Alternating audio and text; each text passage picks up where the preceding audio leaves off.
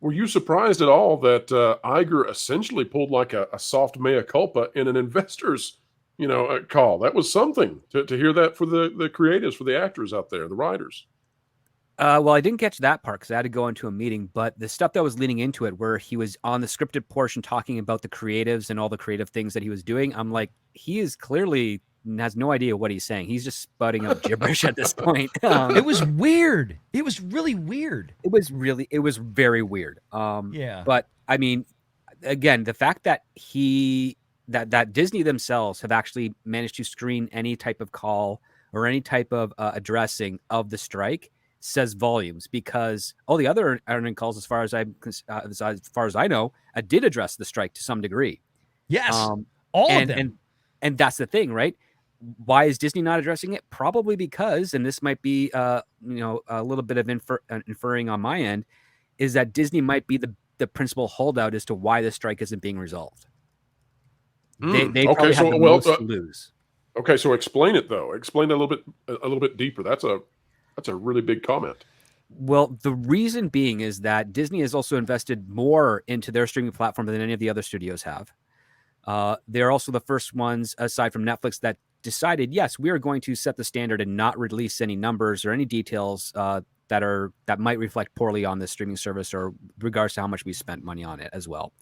The other part too is that they have had more output of original content compared to all the other streaming services, especially with what they've marketed, compared to Max and Paramount Plus, aside from like their Star Treks and some of the things that they got that they transposed from broadcast to their streaming service and whatnot. They have also had the most criticism with regards to payments and what type of model is being used for the people that have been working on those shows, whether it's the writers, producers, directors, and actors.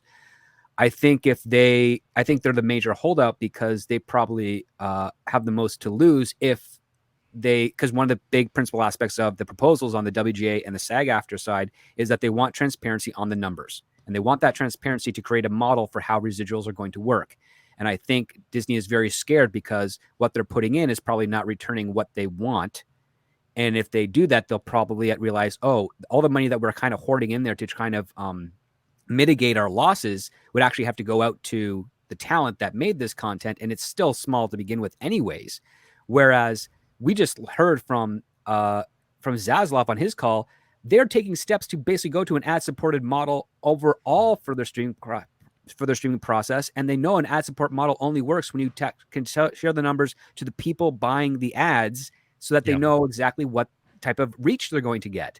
He's already basically just telegraphed, yes, we know that the network model and the AVOD model is probably the way to go in the future. We're going to slowly do that because we've already conditioned majority of our subscribers that the luxury of no ads on your content is a good thing. We now have to kind of nudge them back into why it's actually not a good thing. And Disney has been trying to do the same thing, but at the same time saying, yes, but we don't want to actually reveal the numbers. But we are also going to do an ad revenue tier eventually that we're planning to implement soon.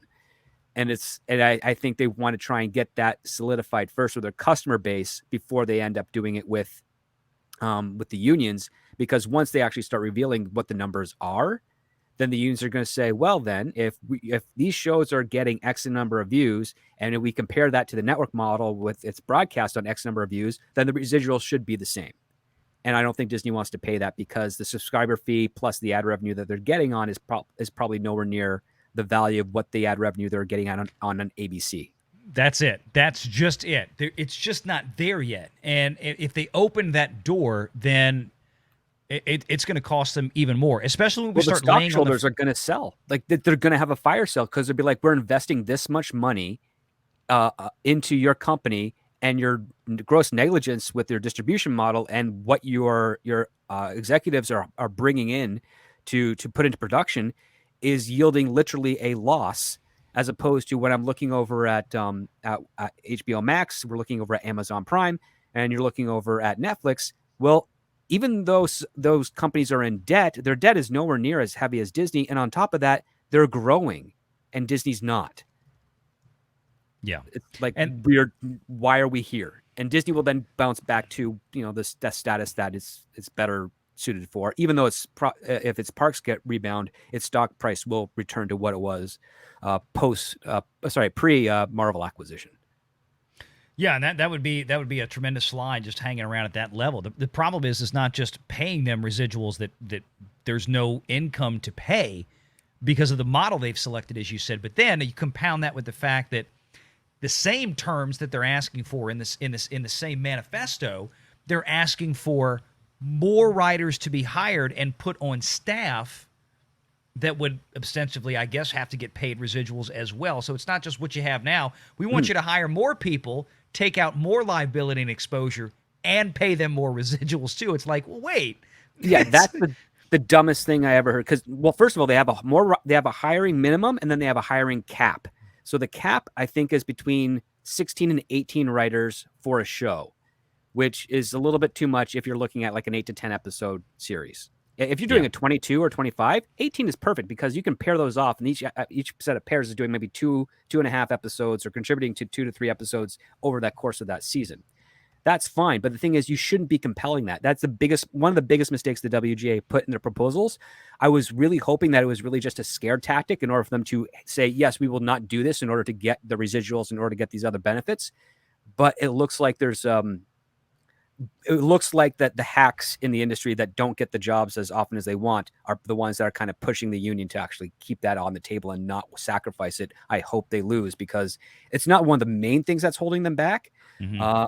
What I have heard is that it is the fact that the WGA is asking for residuals and a proper model for residuals for streaming that is causing the delay. All the other stuff the studios is kind of willing to work on, but they're not going to tip their hat to the union captains on that because they know then, which is the absolute truth, is that the unions kind of have these companies by the balls, but the companies are trying to do as much as they can by buying foreign content to mitigate that. But we don't know how the domestic market especially, is going to respond to all that foreign content as well. It could be almost on par with what it is, especially if Disney's using the same lens for what they make in-house with what they're buying to bring over. So if there's foreign content that is pushing the same type of agendas that they've been incorporating in their other IPs, guess what? The audience is not going to be showing up there, are they? But then it depends on who's making the foreign content. And I think part of this has to do with the fact that everybody saw what happened with Squid Game on Netflix. Netflix paid $20 million for this thing, and it turned into the biggest streaming show in the history of ever. And we've had Disney talk about buying Korean products. I mean, all kind of foreign products. Warner Brothers, Korea was specifically mentioned by David Zaslav as being a source of product. In addition to the fact that, he and Discovery know how to do unscripted content better than anybody, as he put it in the earnings call. I mean, there's all these signals out there, and then you get the article a day or two ago about how Disney is pushing forward with AI. There's some report coming out, and then even today there was a somewhat cryptic comment by Bob Iger. If you didn't catch it, I mentioned it earlier, and he said, because somebody asked about how are you going to keep up the pace with the quality and cut the cost and still put Marvel out and all this. I'm paraphrasing, but that's basically what the question was from the analyst.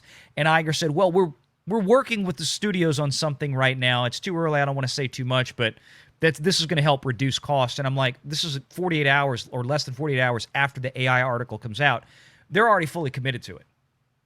Yeah. So that's like, there's no way, at least in my mind, or let me ask you this way.